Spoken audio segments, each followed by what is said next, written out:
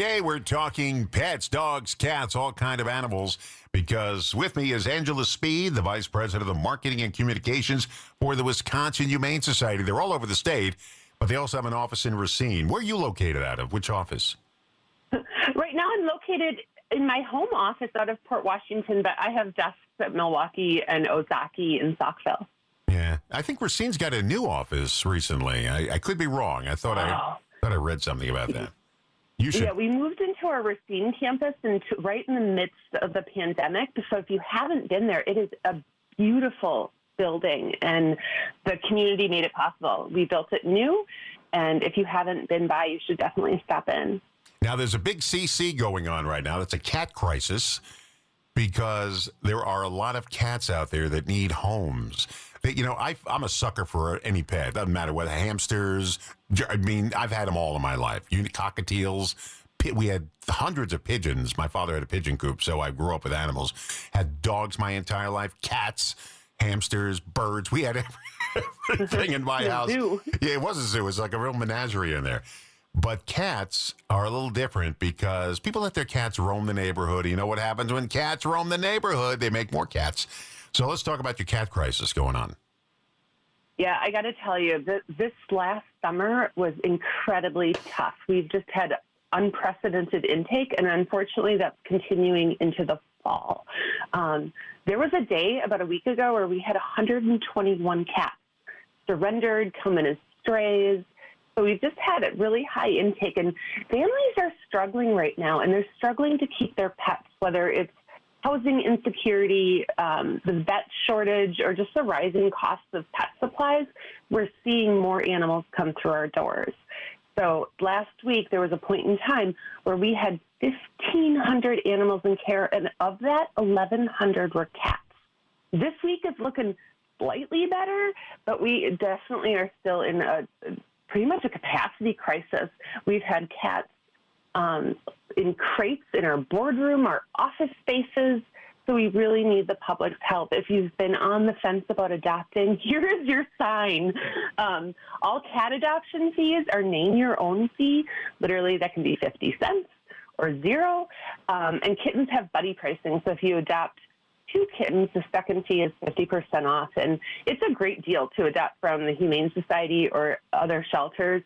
At WHS, the adoption fees include spay-neuter surgery, vaccines, a microchip, a certificate for a free vet exam, starter bags of food, and even 30 days of pet insurance.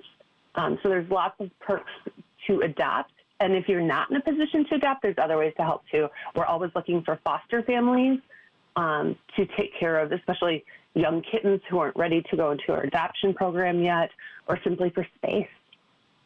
You know, when I was in high school, my brother and I were mowing this lawn on this estate, and all of a sudden we heard the dogs really barking, and they chased this little kitten up a tree, and the kitten was petrified because the dogs were just jumping at the base of the tree. So I climbed the tree. Those are the days where I was able to climb a tree, and I got the kitten down, and we put it in our car and brought it to one of the first Burger Kings that ever was back in the 70s. One of the first Burger Kings out there. Brought her.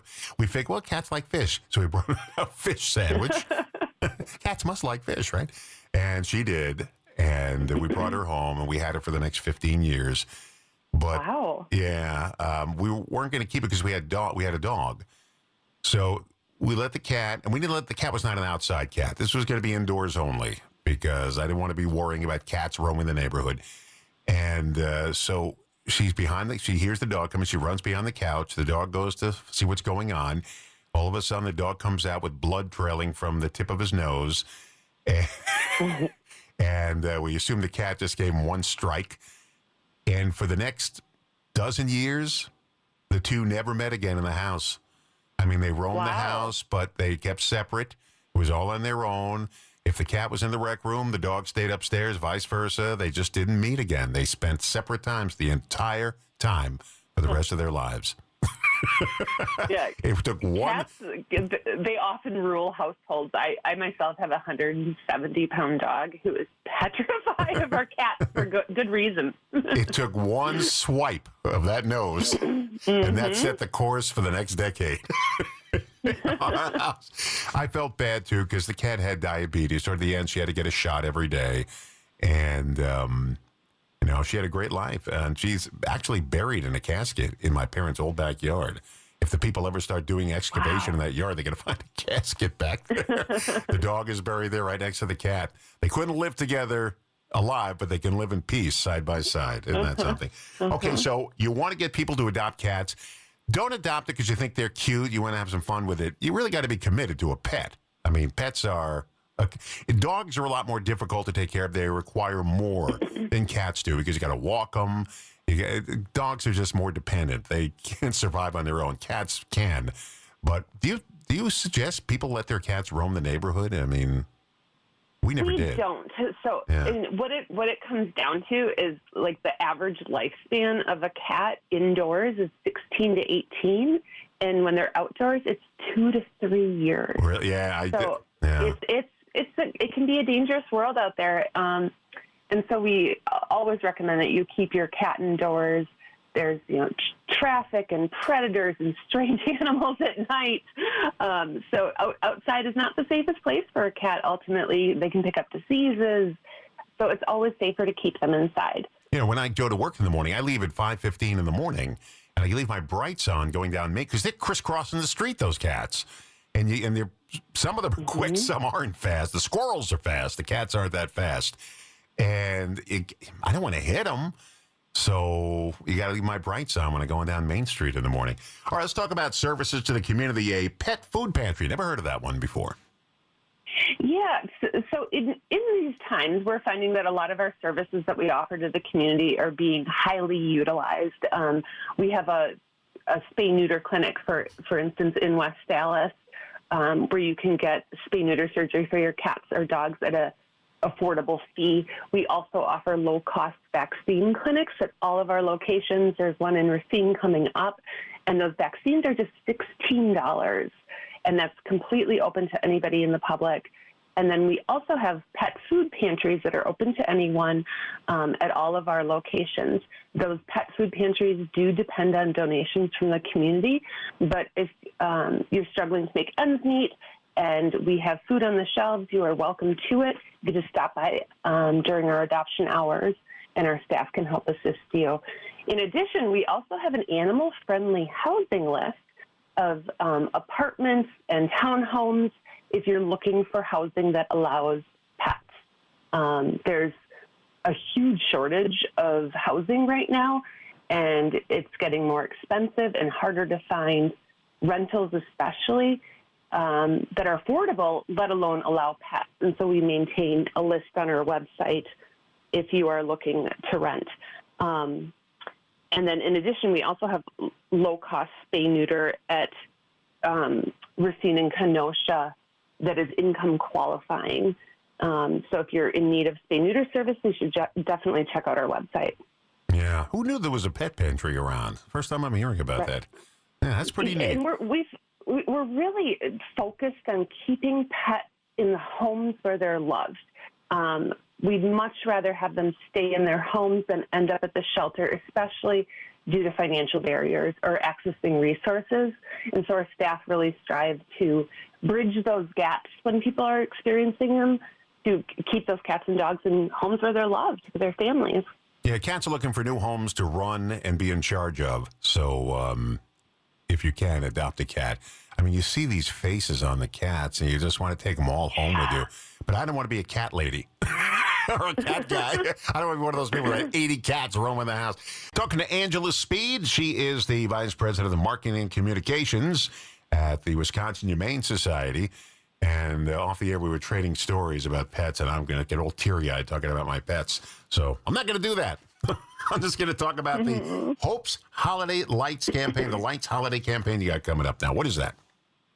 Yeah, so we just launched our annual holiday campaign called Hope's Lights. And as part of the campaign, you can purchase a light in honor or memory of a beloved companion animal or even a person for $25. And people can make a donation online, through the mail, any way that's easy for you. We've been doing our Hope's Lights campaign for almost 25 years, and each year we feature a special animal in our TV commercial. And this year, We're featuring a dog named DW. And I got to meet her a couple times. She's the sweetest dog who came in actually to our Racine campus as a stray, and she was completely emaciated. She should have been about 70 pounds, and she was, I think, 27 pounds at the time, and she had sores all over her body. We don't know what happened to her, how she got in this condition, but she spent a couple months in care and eventually was adopted by the most wonderful couple and is absolutely thriving today. And she's just a great example of one of the thousands and thousands of animals we help every year. And during the campaign, all of the funds go right back to help the animals and families we serve. Not everybody knows it, but we are a local independent nonprofit. There's no national umbrella organization in animal welfare, and we don't receive general government funding. So it's truly the generosity of the community that funds all of our programs and services. Yeah, and of course, I told you I'm an animal guy. I've had animals all my life, and I can't stand the thought of an animal walking around gaunt, sickly, matted hair. I see these YouTube videos when they're brought into the vet. And I know it's going to end happy. That's the only reason I watch them. Yeah. But they come in, they're afraid, they have no confidence in anything. They hide in the corner. It's like the Blair Witch Project. They face the corner. And slowly but surely over the weeks, they come out of their shell. And by the time they do, they get adopted. Now they're running around yards, chasing things with other dogs, looking better. So even the worst shaped dog can be helped. And you get these people, these vets, who really spend time with them to take them out of that shelter. They have no confidence in anybody, and they just gave up. But it's so good to watch them when they come out of that, horrible that horrible existence, and they start interacting with other dogs, and it's really good. I like to watch those videos, only because I know they're going to end well. If I knew they were going to end well, I wasn't going to watch it. Wow.